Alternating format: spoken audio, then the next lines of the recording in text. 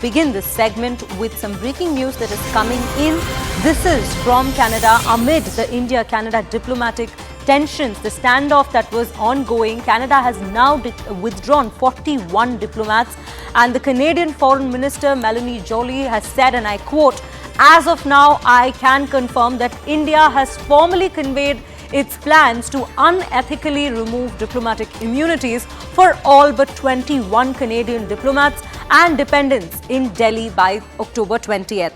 This means 41 Canadian diplomats and their 42 dependents were in danger of having immunity stripped on an arbitrary date, and this would put their personal safety at risk." We have a particular reaction coming in from Melanie Joly herself. Let's first have a look at that.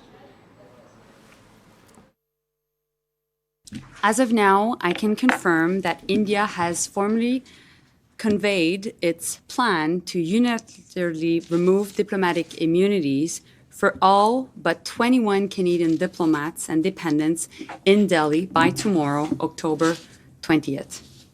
This means 41 Canadian diplomats and their 42 dependents were in danger of having immunity stripped on an arbitrary date, and this would put their personal safety at risk. The safety of Canadians and of our diplomats is always my top concern. Given the implications of India's actions on the safety of our diplomats, we have facilitated their safe departure from India.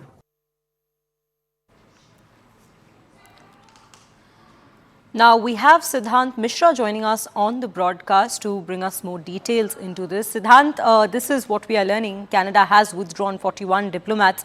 Now, if you could just explain to our viewers as to what this move means at an operational basis.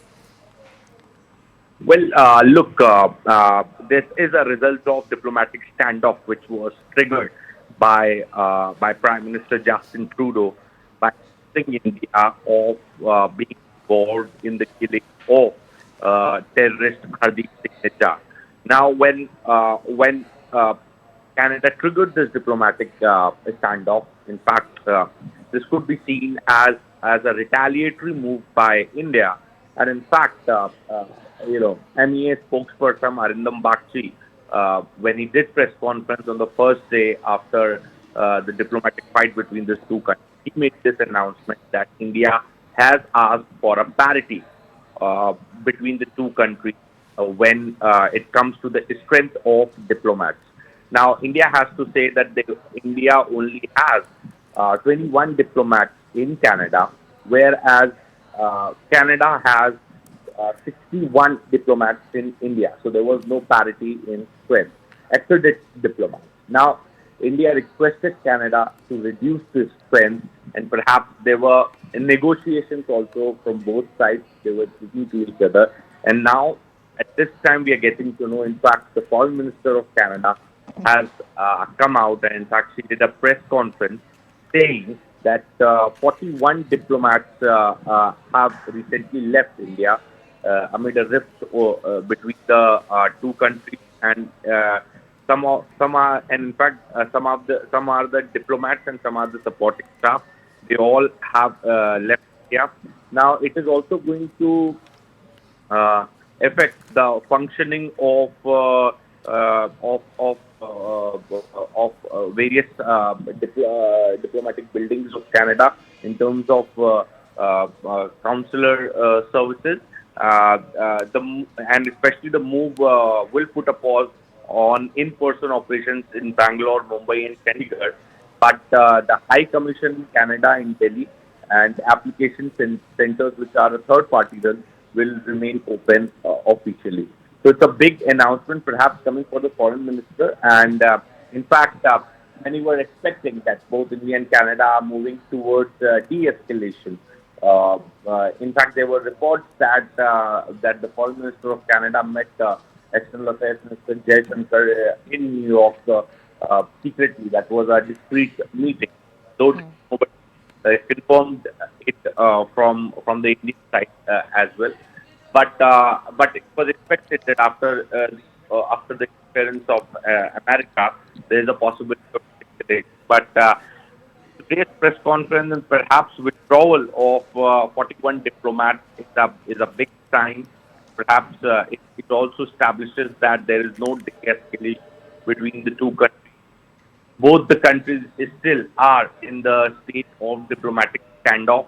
And in fact, Canada, what Canadian news agencies are reporting is that Canada is accusing India also to have more diplomats than the official 21 figure that they have made public. So let's see where this diplomatic standoff goes.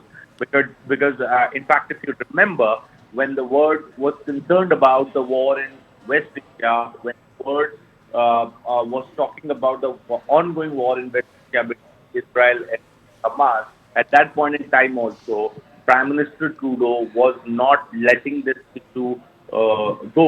In fact, the foreign to the crown of UAE, to the of Jordan, and a telephonic conversation. Also spoke about the Israel-Hamas issue, but then he did raise the issue of the to his Emirati counterpart of Jordan. So it establishes that how Canada is not ready to up this issue. Perhaps they want this to stay. I mean, the reason could be obvious because of the vote requirement of the vote bank politics, as External Affairs Minister Jayशंकर said that Mr. Trudeau, who runs a minority government, wants a consolidated vote bank, and perhaps for this only doing all this drama by perhaps making. Right, right, Siddhant. Siddhant, thank you for bringing us all these details about this particular story, and we shall keep a track as to how this develops further. But for now, we are going to shift our focus to a different story. This is another